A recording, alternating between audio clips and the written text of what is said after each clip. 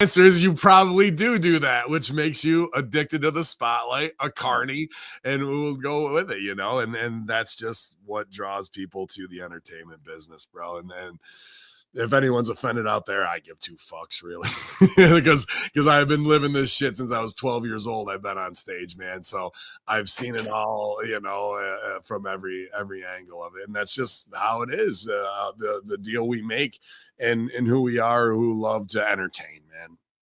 Yeah, exactly, man. I think there's definitely something about it, when the lights go on and there's a microphone in front of you and it's like that opportunity to shine. Like it's just something about it where it's like I've had friends that don't do what we do, and then it's like they're like, "Oh man, like what's it like to stand there and have like that many people scream at you to suck a dick or like to, you know what I mean?"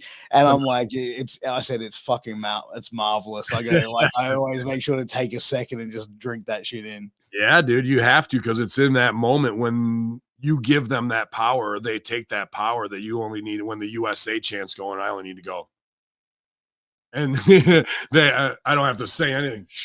Shut up. You know what I mean? And then they do it more.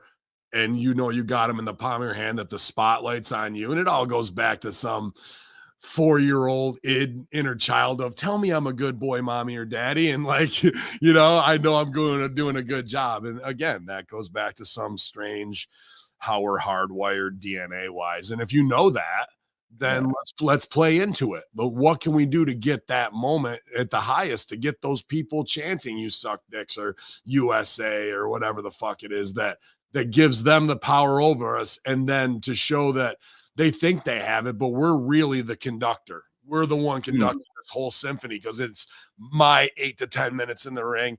I'm letting you have that power, and I'm about to take it all back and shut it down with some heat. And we have this energy that is in the room that we're all kind of swimming in together. You know what I mean? And sometimes when you can almost feel the thickness of the air around you for their hatred or their joy of a payoff of, they finally beat those son of a bitches, man. Like that's what, as performers, we're trying to create this energy in it. And sometimes when you really have it, you wish you could bottle it up and sell it, but it's an organic agreement between the audience and the performer that we're here live walking the tightrope in front of you, and we might F up, but if we don't and we stick the landing and our character is believable, I was able to help you escape to a reality or a fantasy that seemed like a reality, and you love me for it, even though you hate me, because we all want to have that nighttime story time tuck in moment where we go to dreamland, bro. And I love that that's in all of us. And if you become a master of your craft, you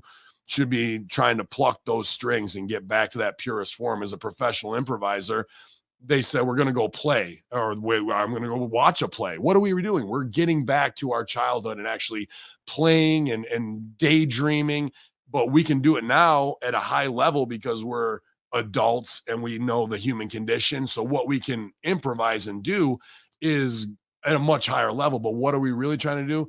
Get back to being 6 to 8 years old, using our imagination, playing, because when we hit puberty in our teens, you develop boobs, facial hair, zits, whatever, pubes, and everyone's going, oh, you're queer, like, da, da, da. Like, and you become self-conscious, and all that mind of imagination and play gets put on the shelf until we get to about 25, 30 and go, fuck, I want to get back to that. But we're so disconnected. How do we? And wrestling is one of those ways that we do get back to it. Well, I've always said like wrestling is like it connects with people emotionally. It's got to connect on that emotional level, whether it's happy, sad, angry, scared, whatever it is. You've got you've got to draw that emotion from the crowd. And like I remember I asked like let me just jump in here because you make a great point, and I'll just surmise that Del Close, the godfather of improv, would say the work can handle any subject if you approach it with the right respect. So you can do all those things. Exactly, you're spot on with that, and that's from my improv days. To be like, the work can handle anything from 9/11 terrorism to fucking gay marriage to whatever it is you want if you're going to approach it that way. 100%. And I remember asking a vet here on the Australian scene, is like before a show, I was like, what can I do that's too much as a manager? Like, I don't want to take attention away from my Mm. guy. Like, what can I do that's not over blah, blah, blah. And he just said, baby, you go out there and do you. It's up to your guy for him to get himself over. If you outshine him, that just shows that you're a better worker than him and probably should be the one taking the bumps. And I was like, okay, you know what I mean? Like, fair Yeah. enough. But it's he's not wrong, but it's an interesting line to walk, bro, because as a manager, and that's how I started on my career with OVW with the Insurgency. Ali and Omar Akbar, two phenomenal workers, super smart guys, and it just worked at that time while the Iraq War was going on. Yeah, shout out to CW. What an incredible experience in my life that was too.